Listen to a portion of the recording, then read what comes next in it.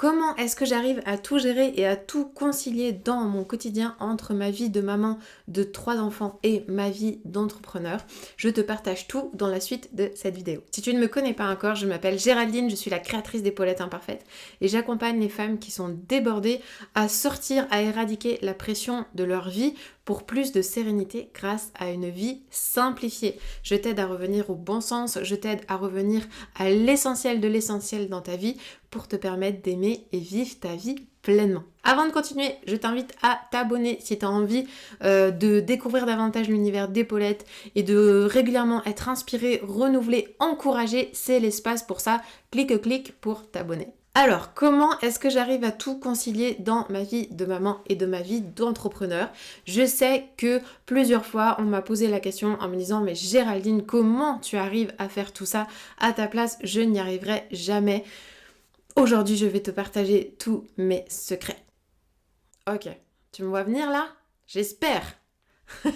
Parce que tout ce que je te raconte, c'est du bullshit total. Ce titre de vidéo, je suis tombée dessus il y a 2 jours. Et je me suis dit, mais c'est pas possible. Mais comment est-ce qu'on peut faire une vidéo dont le titre c'est « Comment j'arrive à tout gérer dans ma vie ?» Parce qu'en vrai, entre toi et moi là, on va se le dire, personne n'arrive à tout gérer parfaitement dans sa vie. Et certainement pas moi, certainement pas toi, et certainement pas l'influenceuse du compte Instagram d'à côté. Juste, on va remettre l'église au centre du village. Arriver à tout gérer parfaitement n'est pas un but dans la vie, ok? Ce n'est pas une réussite en soi de tout gérer parfaitement. C'est un énorme mensonge auquel on essaie de nous faire croire. Un mensonge qu'on appelle très souvent aussi équilibre. Équilibre vie pro, vie perso, si ça te dit quelque chose. Alors, si tu as envie d'en savoir plus sur le sujet, j'ai fait un épisode de podcast, le podcast d'Épaulettes qui s'appelle Simplifie. Tu peux le retrouver sur toutes les plateformes de podcast où je vais te démonter le principe de l'équilibre vie pro, vie perso. Je t'explique pourquoi je n'y crois pas et pourquoi c'est du bullshit pour moi. Mais revenons à notre sujet. Non, je n'arrive pas à tout gérer, loin de là. Alors, aujourd'hui, je vais essayer de décrypter avec toi quels sont les éléments clés que j'ai mis en place dans ma vie, dans mon quotidien, qui me permettent de concilier différents rôles, différentes casquettes, ok, avec lesquelles je jongle régulièrement, mais en aucun cas, dans la perspective d'arriver ou de réussir à tout gérer parfaitement ou de réussir à tout faire. Alors, la première chose en fait que j'ai mis en place dans mon quotidien pour me permettre de jongler entre toutes mes différentes casquettes, que ce soit de maman, d'entrepreneur, d'amis, de bénévoles, voilà, multiples engagements que je peux avoir autour de moi. La première chose, c'est qu'en fait, j'ai appris dans mon quotidien à faire des choix. Waouh, c'est révolutionnaire comme concept ça, hein, ça peut en faire une vidéo sans problème. Mais oui, mais en fait c'est la base de la base. En fait, si je veux pouvoir en fait être investie dans différentes sphères de ma vie, j'ai besoin d'apprendre à faire des choix. Et des choix en fonction du temps ou de la saison dans laquelle je suis. Je me pose régulièrement cette question en fonction des différentes périodes de l'année que je traverse. Ok, en ce moment, mon focus, ma priorité, elle est où? Est-ce que j'ai besoin de mettre mon focus, ma priorité sur ma vie de famille? Est-ce que j'ai besoin de mettre mon focus, ma priorité sur le fait de prendre soin de moi? Est-ce que j'ai besoin de mettre mon focus ou ma priorité sur ma vie professionnelle? Est-ce que j'ai besoin de mettre mon focus ou ma priorité sur ma vie amicale, relationnelle, etc., etc. Tu peux le décliner autant que tu veux. Mais du coup, en conséquence, je fais des choix. C'est-à-dire que dans les périodes où je sais que la vie professionnelle a besoin d'être mise en priorité, à ce moment-là, je vais consacrer moins de temps au reste.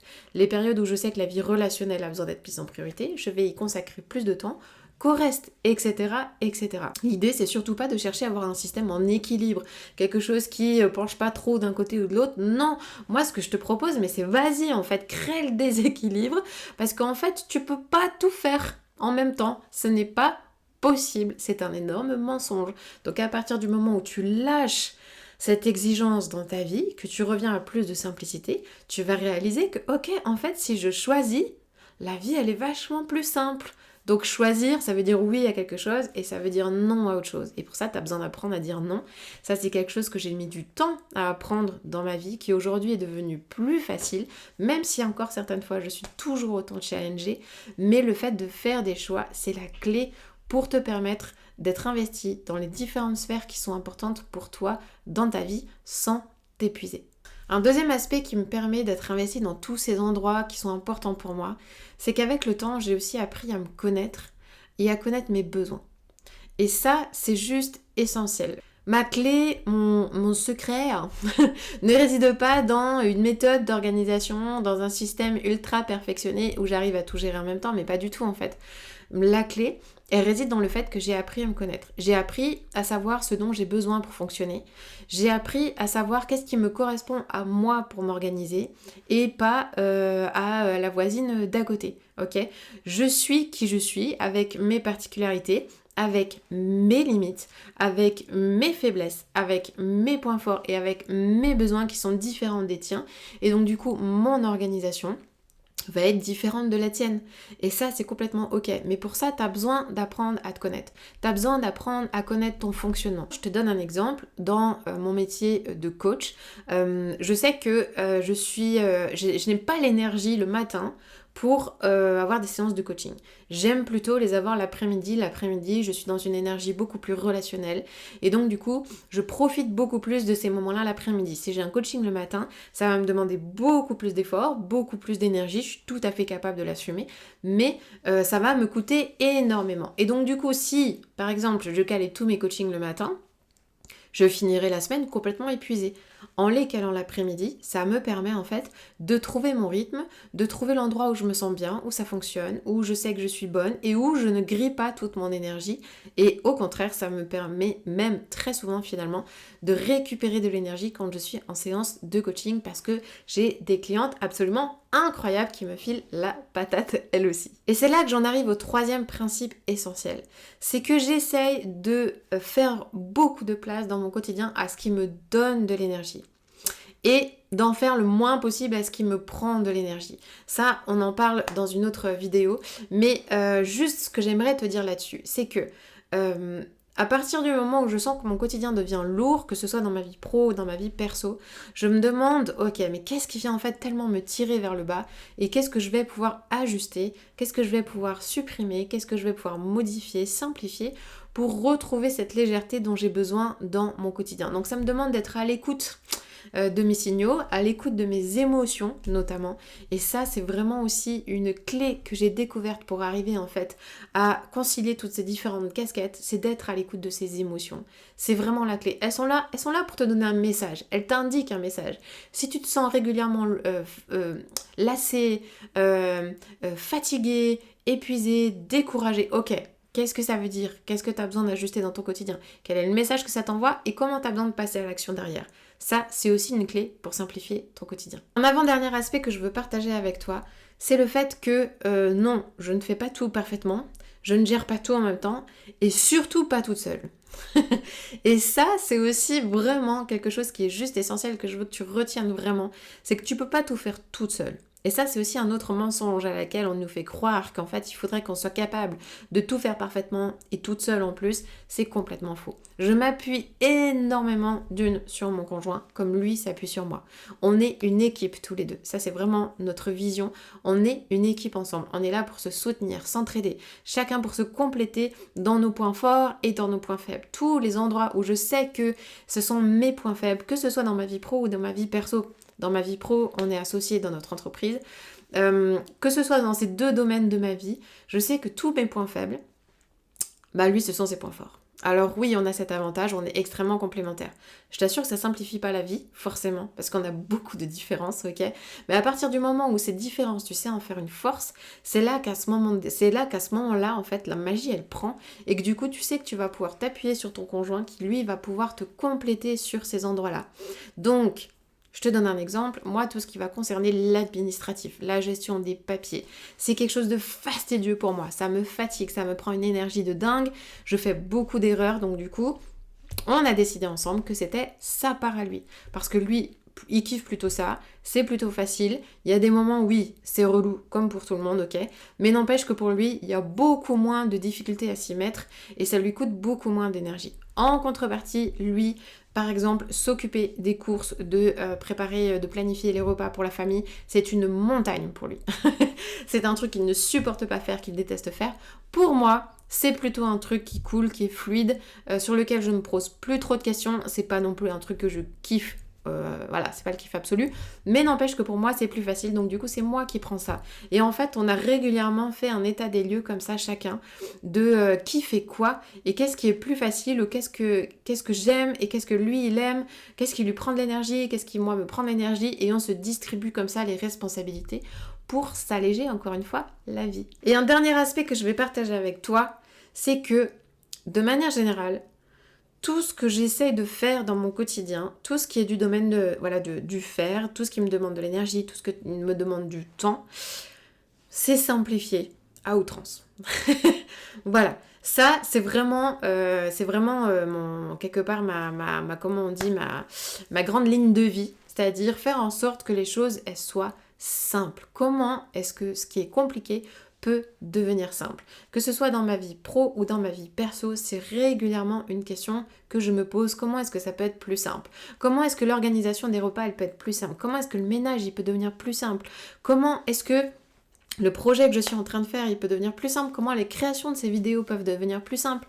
Comment mes coachings, le suivi de mes clientes peut devenir plus simple?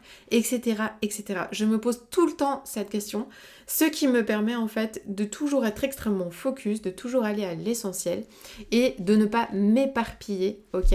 De ne pas essayer 36 000 chemins pour arriver au même point. Généralement, oui, je fais quelques virages, mais la ligne, elle est assez directe parce que je choisis le chemin le plus simple. C'est peut-être mon côté un peu flemmard que j'assume complètement. Mais ce côté flemmard me sert beaucoup et très souvent, tu vois, tu vas te considérer comme une personne flemmarde. Ah, j'ai la flemme. Mais en fait, juste enlève le jugement qu'il y a derrière. La flemme, c'est juste en fait un état qui va t'indiquer quelque chose sur une émotion, sur un besoin qui est non rempli derrière, et comment est-ce que tu vas l'ajuster derrière. Moi, je sais qu'à partir du moment où je ressens de la flemme, c'est qu'en fait la tâche elle est devenue trop complexe.